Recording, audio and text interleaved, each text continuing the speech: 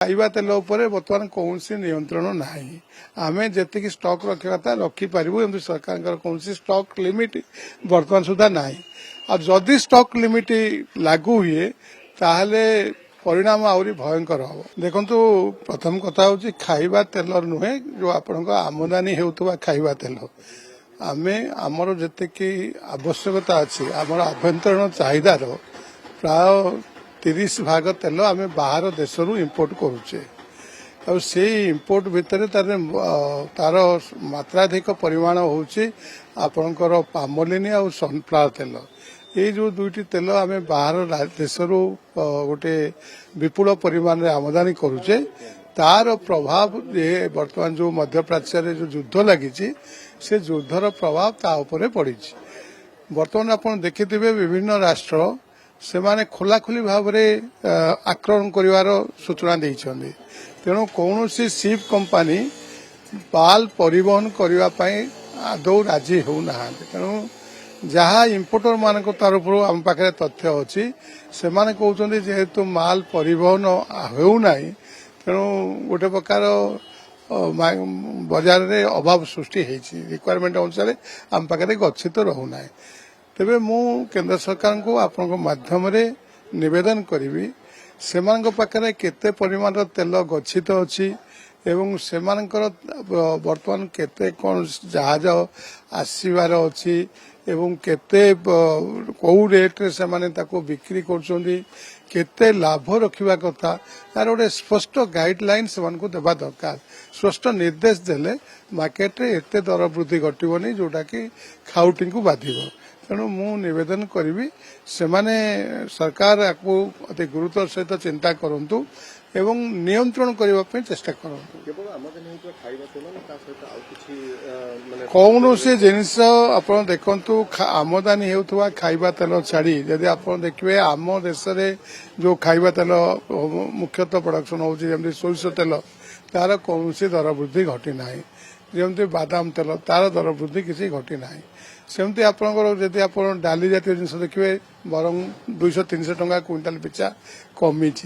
एवं सेमती आप चाउल देखिए से दर कमी सुजी मैदा अटा से दर कमी तेणु केवल हाँ सोरिष तेल भी कमी केवल जो आमदानी होता खाइबा तेल दर वृद्धि घटुची एवं सरकार जदि आपको दृढ़ भाव में नियंत्रण न करेंगे सोर्सेस प्राइस जदि बढ़ो ताको आमे राज्य भितर बा देश भितर बेपारी पाखे नियंत्रण करिपारिबा नाही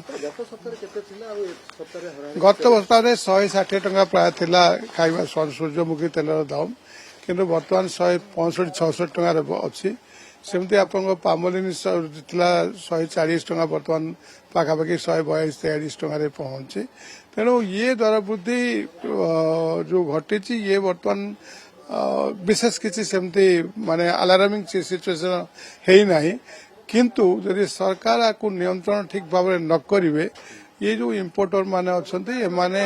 जहाँ सूचना दौरान एवं आम पाखे जहाँ तथ्य अच्छी दर वृद्धि होबार संभावना अच्छी तेणु मु निवेदन करी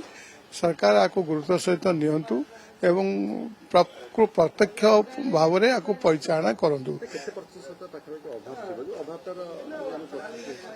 देखो आम पाखे तो कौन से केते परिमाण गच्छित अच्छी आम पाखे सेमती कौन सी डाटा नहीं किंतु आमर जो रिक्वायरमेंट अच्छी रिक्वायरमेंट रे किसी परिमाण जी जो स्वाभाविक भाव में जो परिवहन होगा कथा आमदानी होबार समस्या देखा देछि किंतु आमर ओडिशा परिप्रेक्षी में कहि जे 15-20 दिन पर्यंत जो खाइबा तेलर अभाव अच्छी ता आम पाखे अच्छी एवं ता सहित सबुठार बड़ गुरुत्वपूर्ण कथा होछि जे आमे जो तेल बर्तमान कौ जगह परिवहन बर्तमान सुधा बंद होनी माने जिनस सरले ऑर्डर देले जिनस मिलूची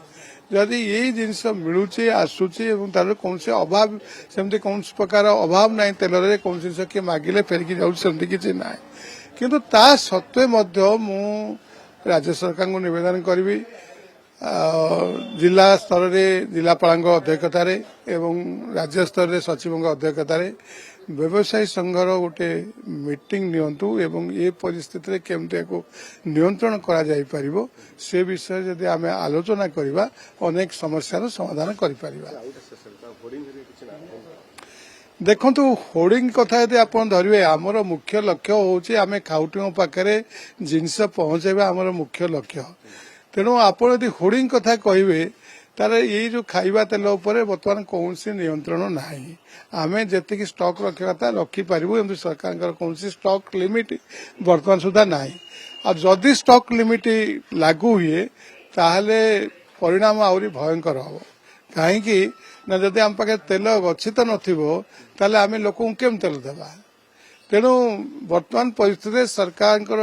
ସେଇଥିପାଇଁ ମୁଁ ସରକାରଙ୍କୁ ନିବେଦନ କରିବି ସରକାର ତୁରନ୍ତ ବ୍ୟବସାୟୀ ସଂଘ ସହିତ ଏଠାରେ ଆଲୋଚନା କରନ୍ତୁ ଏବଂ ବ୍ୟବସାୟୀଙ୍କୁ ମଧ୍ୟ ନିବେଦନ କରିବି ସେମାନଙ୍କ ପାଖରେ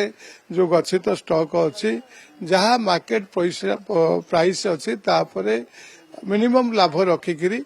ତାକୁ ଗ୍ରାହକଙ୍କୁ ଉପଲବ୍ଧି କରନ୍ତୁ, ଗ୍ରାହକଙ୍କର ବିଶ୍ୱସନୀୟତାର ପାତ୍ର ହୁଅନ୍ତୁ। ତାହେଲେ ହିଁ ଆମେ ଏ ସମସ୍ୟାର ସମାଧାନ କରିପାରିବା।